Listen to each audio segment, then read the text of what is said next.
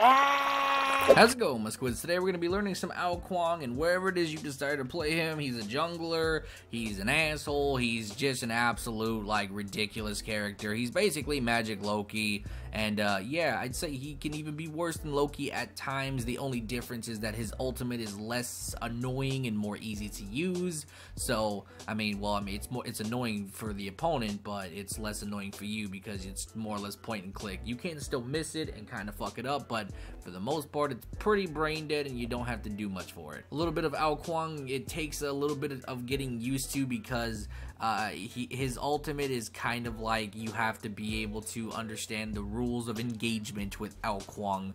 If you can get them low enough and get that utter deletion going, which with this build you should be able to do that perfectly fine, then automatically you're gonna win almost any fight because you're gonna delete somebody and then obviously get out of it because your ultimate turns you into a fucking dragon and you can just dash out of anything. Well, not dash, but you literally just fly out of it. Not only that, but he technically has a blink invisibility, which is just fucking dandy. So yeah, not only that, but he also has projectiles, which is very, very, very beautiful. Overall, Kuang is a pretty cool character in my personal opinion, even though I hate fighting him because he is a very, very hard character to deal with all the damage. Early on, he's not much of a threat, but about mid-game is when you want to get real scary or get real scared because he can appear out of anywhere like fucking Jaws and just take your booty to Pound Town and you won't even realize it. Alright, but let's go over the build. So just like Kronos, this is the Lord of the Rings build. You pretty much are going to build every fucking ring because it goes extremely well with him.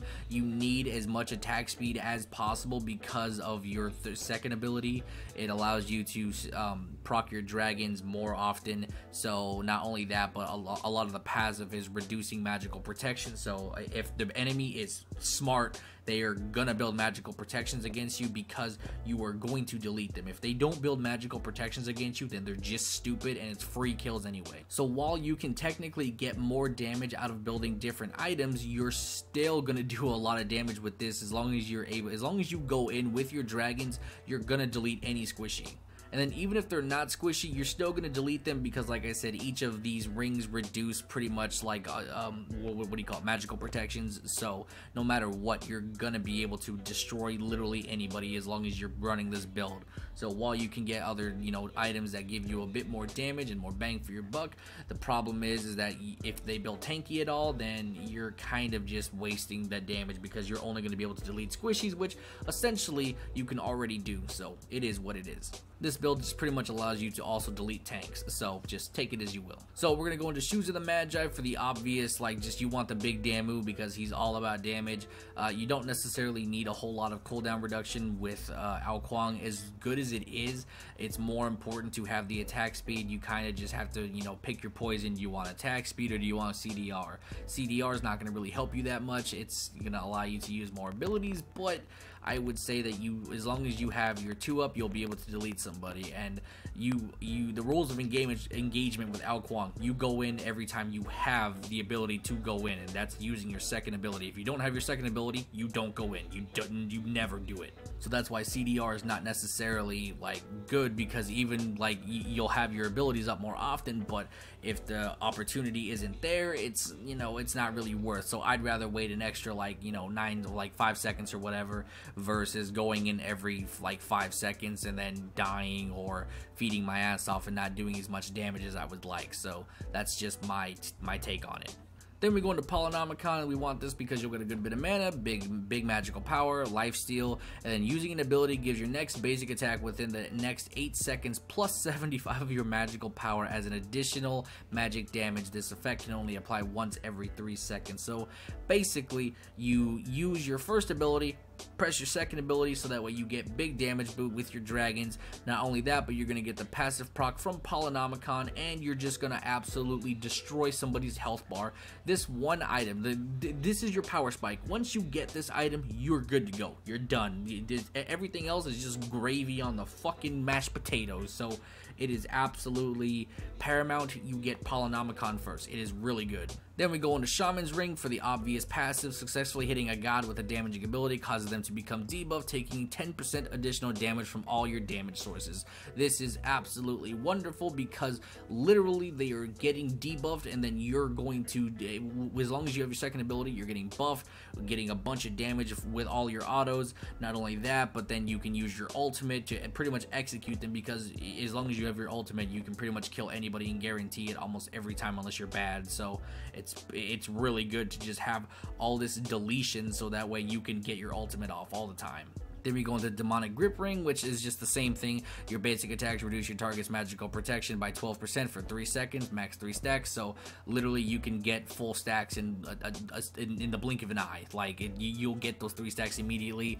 Not only that, but you're going to do a bunch of damage with all your dragon procs, and then if you have your ultimate, boom, dead. Then you're getting Hasten Ring, which hitting an enemy god with a basic attack grants haste for 6 seconds, causing you to be immune from basic attack, movement penalties, and so on and so forth. So yeah, the best part about this item is that you're going to be able to just get your dragons out really quickly, do all those crazy auto attacks, like, and just get your dragons out, and then you're getting essentially every other passive proc even faster than you would normally expect. So this is why this is perfect. And the last item, Telekinesis Ring, it's literally the same shit again. Your basic attack deal bonus damage of 10 plus 8% of your magical power.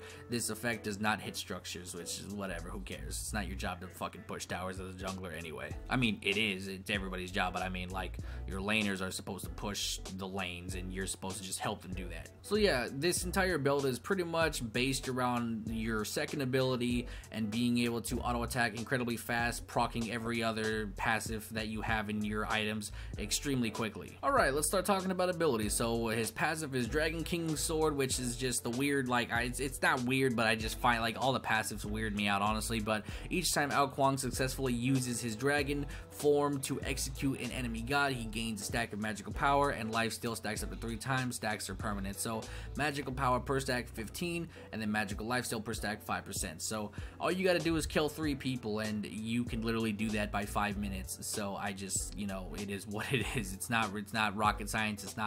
It's not impossible. It's super easy to do, and yeah, you'll just get a bunch more damage on top of the already broken damage you already have. Moving on to his first ability, which is Water Illusion, and this is kind of your teleport stealth. It's your blink stealth pretty much.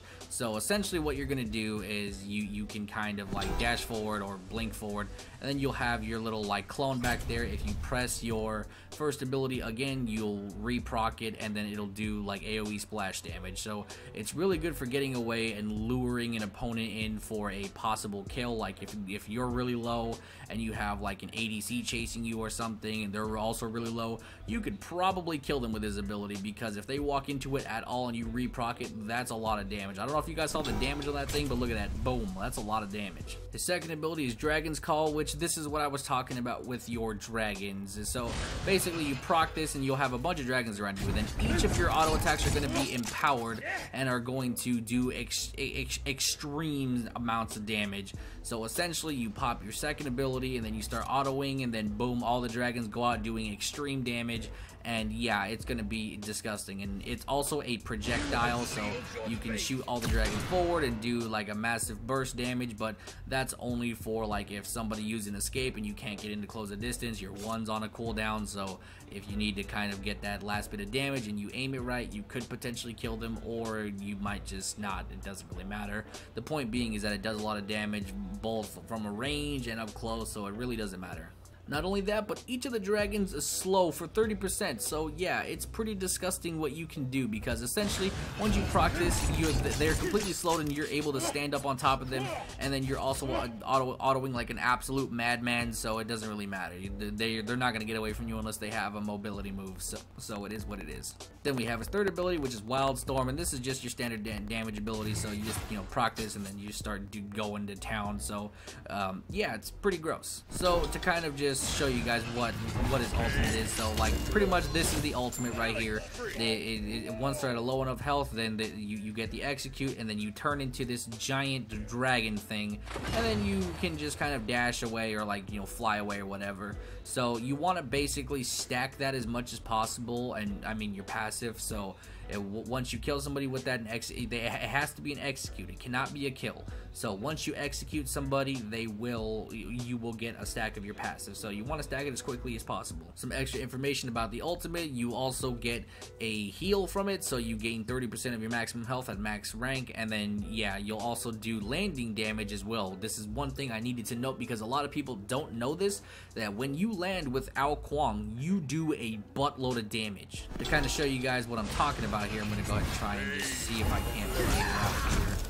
Okay, so okay, and then we do this, and then I'm going to wait for him to respawn so I can oh, I don't think I can jump in. Oh god, I'll have to, well, I think we're going to have to redo this again. Oh, there we go. Never mind. I was able to get it to work. So yeah, as you guys saw, you do some damage on landing. So if you wanted to get the ult reset, you could do the reset, and then you could re-engage because you also get that heal. So you might be like, you know, full health again and good enough to go back in. So you can obviously ult back in if you want to do some more damage, and make sure that you can wait it out, get your cooldowns back, and then go invisible and rinse and repeat the process. Alright, that pretty much covers the video. Yeah, that's pretty much Kuang in a nutshell. It's not very complicated. Just, you know, go invisible, activate dragons, use your 3, and start autoing people, use your dragons, whatever. Then once they're low enough, just hit your ultimate for that execute. One thing to note is that the execute can be negated by beads, so if the enemy team builds beads, or if there's a certain person on the team that built beads, don't go for them, because if they're smart, they will use it to get out of it, and the execute will be negated. Anyway, hopefully you guys enjoyed this video. I'll talk to you guys in the next one. Peace.